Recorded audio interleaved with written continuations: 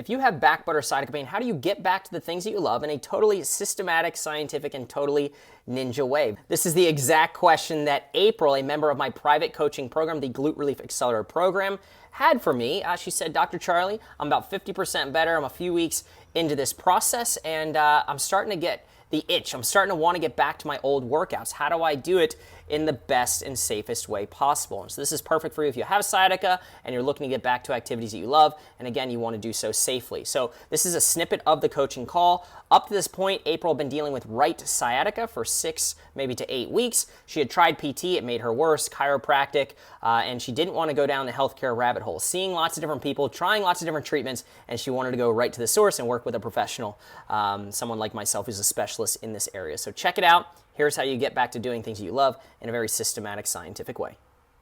So the question is yeah, you before dealing with all this stuff, right, you were kind of into doing some YouTube, different online workouts, we'll just say workouts, right? And now it's like you want to get back to those things, but how do you go about doing it and doing it safely and in a way that makes sense, right? Cool. Yeah. Okay, so first things first would be, I would look at yucky motions. I would draw them in stick figure form, right? I don't know, leg raise. I'm just making these up, but let's just say that is one of them, leg raise. Okay, what's another one? Figure 4. Okay, you're making it hard on me. Yeah, that one's hard. Okay, do another one. One more. Back bend right. Here, sorry, you're just gonna get the straight back bend. All right, okay, back. cool. All right. Cool. So now look, we could keep going, but like the top 3, right? I mean, you don't need to get too micro with this. But now what I would be doing is I'd say, okay, so now let me think in this kind of world or through this lens of what we call morphing motions. That's actually Heather made up that name. So I was like, what do we call this? When we take these yucky motions, they show up in life somehow. What do you call them? She said morphing motion. So that's what we're going to do. So leg raise, I'd be saying, okay, so how does that show up in my exercise routine? Well, maybe there's stuff like this where I'm doing little kicks with my leg, or maybe I'm doing these single leg deadlifts where I'm hinging forward and I'm coming back up and I'm hinging forward, right? Or maybe I do these stretches, where I do this thing. So I would just be saying, hey, is there anything that shows up that's very obvious, like a leg raise? Now, of course, you could try it and just see, right? But it's a good little like litmus test to just say, hey, do I think this is going to be safe or not, right? So I would do that with the leg raise, right? So that's, and then I would be doing the same thing with the figure 4. Now, that was hard enough to draw already, but you get the idea of like, okay, is there something on my back where I'm kind of pulling my legs there? Am I kind of doing any pigeons or any like weird funky twists with my hip, like kind of kink like that? Is there anything really weird there? And then I would be doing, say, on the back bend. So on my belly, am I doing a lot of these little like push-up-y things on my belly? Am I doing a lot of like overhead and arching things? Like ball slams or something like that, right? Any of these, anything that kind of sort of looks or reminds you of these things, I'd be saying, hey, that you might want to be careful of that. All right. So the first step is to ask yourself, like, how are your yucky motions showing up, right, in your workout? Now, in order to answer that question, you need to know what your workouts are. So I would just say, hey, maybe they're kind of random, but do you have some theme to your workouts? Right? If we have different workouts, 1, 2, 3, is there some theme there? Or are you just like YouTube workout and then you go and you just pick one, which is kind of cool. It's like popcorn workout. Yeah, that's kind of what I do is I go and pick one. So I guess I could just pick one first and then start looking at it. Yeah, I mean, honestly, what I would do is I'd pick one. Maybe what you do is the cool thing about YouTube is you can speed people up and slow them down and skip parts you don't like, right? And so maybe what you do is you say, okay, what are like what's the big idea here? Right. And you're kind of running it through this filter of like, all right, is there anything here? It's like very clearly like heavy into this, right? Okay. Like either one of these motions or all these motions. Nope. This one's good. Oop, this one's not good. Right. Or less likely to make me successful at doing it. Right. So that's what I would be doing. And yes, you're right. Then there is hey, we'll give it a try and kind of listen to your mind first. So for example, like you're going to be able to look through the lens of your eyeballs, right, at this workout. And here's the thing: your eyes don't actually see. Your brain tells it what to see. Okay, so your eyeballs are the extension of your brain. That's your brain. I know it's pretty bad, but here, little brain stem or whatever. And so then you got a nerve. Yeah, but it's looking through, right? And so like if you're watching these workouts and you're just like cringing at the thought of doing motion number 1, right? Or exercise number 1, then look, I mean, since body is an instrument of mind, if mind is already saying, oh, heck no, right, then the chance that you're going to be probably very successful with that physically, it's possible, but probably not very high. And so that is kind of the litmus test that I would use. If you're getting like that little cringe response, or you're like, then you might be able to modify it or tweak it, or you could just say, hey, well, for now, I mean, I'll just kind of ixnay that one, and then I can do the rest of it, right? So you can tweak it and kind of, as you go along, just lean into what feels good, and replace kind of what feels yucky if you wanted a really simple way to go about thinking about it. The other thing you could do is this, maybe like the third little kind of, I don't know, tool or way of thinking I would provide to you is I'd say, okay, so you got kind of like number one way of looking at it is like, look at your yucky motions, see how they show up. Number two, maybe this is like number two, do this, reflection upon the workout, or look at it a little bit beforehand. Ask yourself, are these present? But then do I feel safe, like mentally first? Does it seem safe? Safety being the key word. And then maybe the third thing would be to like check your pulse. Now, not physically in the sense, unless you feel very deconditioned, you want to make sure your heart rate doesn't go too high or something like that. Okay. But check your pulse in the sense of like, check your movement quality at the start. So start, in the middle, and then maybe at the end. Right. And so when I say check the pulse, I'm not talking about, again, a blood pressure cuff or some fancy watch or ring or something like that. I'm just saying, when I say check pulse, I'm using an analogy to say, what if there was a device that could check and kind of tell you, oh, things are going the wrong way with your movement system. Things are going the right way. And there is. Here's what I would do. What I would do is I would test one yucky motion. And you don't have to bring it to a 90, but say like, ooh, that's a little bit yucky. Okay, it's a 30. Okay, it's tolerable. So that means I'm not going to tell you not to do something because it's tolerable, right? And not so severe. If it was an 80, 90, 100, you're probably not asking this question to begin with. All right. But the point is if your yucky motions are like improving a bit and you're feeling like, okay, and you're coming to this point of being able to ask this question, usually it means you're starting to like get to the point where you feel more confident, which is good. All right. But you're not fully there yet, and that's fine. So the only way to get your confidence back is to start doing more so you can prove to your mind and your body you're safe. This is why we're answering this. So now you start this yucky motion. You do this, let's just select one. You do this leg raise, 30, bam. Okay. Now what you do is you do your workout, right? So you get involved in this thing on YouTube. You're doing it. Woohoo. You're banging through these. Great. You're kind of leaning into what feels good. Hey, I wonder if I'm going to be okay. Am I doing okay? Right. All right, great. Now what you're going to do is you are going to check your pulse again. It's still 30. I'm good.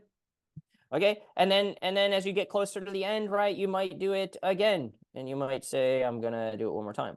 Right. And the idea here is that if you start something out, obviously you can just listen to how you're kind of feeling or tune into how you're feeling.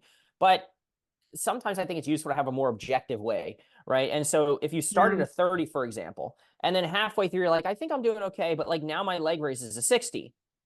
That's telling you like something might be creeping up there. And so that's where I'd say, okay, maybe I just stop with that for the day. My movement quality is deteriorating, meaning it's getting a little bit worse, but only temporary. That's okay. So let's stop today. All right. And the cool thing is too, that time stamps things in the workout, right? So I have people that come to me and say, hey, Charlie, I was going for this run, and maybe it's a 2-mile run. We'll just do 2 miles, right? And here they are at the start. And they're all excited and they're like, well, I think I can try 2 miles. It's like safe with their brain. They think it's good. Okay. The yucky motions aren't really showing up. So they're like, boom, boom, I think I'm good. But they skip this step. And so what happens is they go and they might run regardless if symptoms are of mind or body. And then afterwards they're like, and then they get up and then like the panic sets in, they post something. They're kind of angry. Right. But then I'm like, okay, but here's the thing. Maybe it wasn't that the entire run was yucky. Imagine you would have checked, not incessantly, but you would have stopped maybe, every 10 minutes or something like that, right? I don't know how fast you run or how slow you run, right? Maybe 2 miles isn't the best measure of this, but I think you get the idea. What if you would have stopped here and you would have sat on a bench really briefly and you would have measured your yucky motion?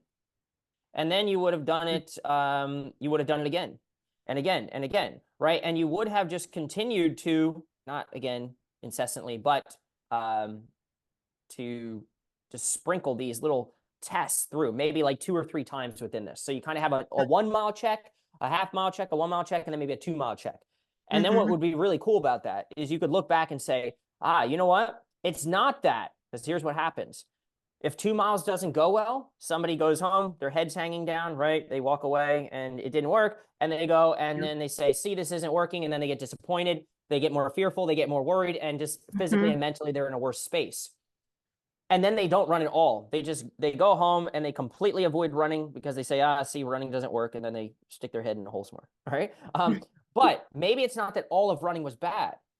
If you would have done this, then you would have seen that, you know what, 1 mile was probably where you started to get some of the yuckiness, or maybe you could tolerate like 3/4 of a mile, and that would have been a better starting point for you than the 2 miles. But because you didn't check your pulse, because you didn't check yourself using some tools like we're just showing you now, some strategies, kind of this yucky motion test, we just chalk it up as running's not good, and we go back to doing nothing. Yep. Is that helpful? Yeah, that's really helpful. Cool. It makes it a little bit more objective. I like the pulse thing, just so I can kind of know, is it the whole workout, or am I getting to a point where it's like just things are getting bad?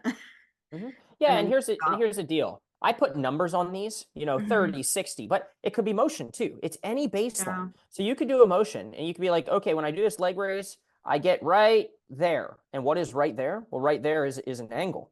Right? Yeah. Oh, I can see right there. It's a cool thing about doing like virtual stuff. People are like, how do you measure people's motions? It's like, dude, they went up there and look, they hit that light. Like, the light is the test, right? And so there's a certain, I can kick my foot here and I can see the baseboard or the dust or the whatever, the shadow that hits this part of my house. And then, right, if you notice that the movement quality next time you go, I even got less motion. That would be equivalent to the number getting higher, or your motion, your movement quality deteriorating, your motion getting worse. Does that make sense? But if the motion stays the same or gets better, then here's the deal. Not only can this tell you if the motion or the activity, the workout in this case, is leading you in the wrong direction, but it can also tell you if it's something that's well tolerated. Because if it's the same, or the more you move your body, the better the leg raise gets in this case, then it tells you, wow, my body is tolerating this really well. Yeah. In which case, gives more confidence. It's a little bit more objective. And so hopefully that answers the question. It goes a little bit deeper than just, well, I could just try it and see. You could. That is one way to do it. I think it's a little fluffy though, and I would prefer a little bit more objectivity, not to make you go crazy and make you too hypervigilant about the process. But I think that if you could take 1 or 2 of these, I think it would be helpful. Okay, cool. Yeah, I'll definitely do that. All right, so there you have it. Most people, they try to get back into working out and doing different activities, and they say, hey, I'm just going to do it. And I'm going to try to get into it slowly, and I'm going to ease into it. While that is one way to go about doing it, there is a more systematic and scientific and sort of methodical way to do so that you can be very objective about the process, all right? So this is, just a few tips as seen on this live coaching call that I recommended to April. There's many more that we share inside the process and program that we've created. That being said, number 1, right? How are your yucky motions showing up to that thing that you want to get back to? Very good question. Go ahead, you can figure that out and start to become aware of how your yucky motions might be showing up for you in your workouts that you want to get back to. Second thing is use your brain as a litmus test. If your body is the instrument of your mind, then you have to restore safety here first before you can expect your body to feel safe. And the third thing that you can do, and we recommended to April, is to have a way to sort of check your pulse, check your blood pressure, check the quality of your movement system before, during, and after getting back to things, so you can determine if that activity is too threatening, if it's safe, what degree of it is safe, right? And if that activity or that input is causing your movement experience to continue in the right direction, it's kind of keeping you the same, in which case it's probably safe, it's not causing you to feel worse, and or it's causing a worsening of your movement experience, and that your yucky motions are getting yuckier. All right, so hopefully that was helpful. Let me know your thoughts below. Also, if you are interested in potentially working together because you want to get right to the source, you want to know what's working and what's not working, and you want to follow a process rather than just trying to wing this on your own, go ahead, click the link below somewhere in the description to apply to work with us. Basically, you'll click on that. It'll take you to a schedule page. You can set up a time to chat with us, and then follow instructions to submit what I call a case review. Basically, a case review gives me all the details that I need to confirm if/how I can help. If after reviewing your case I don't feel I can help, we'll just reach out and let you know. Hopefully that sounds fair. If you'd like to apply to work with us, click the link below. Thanks.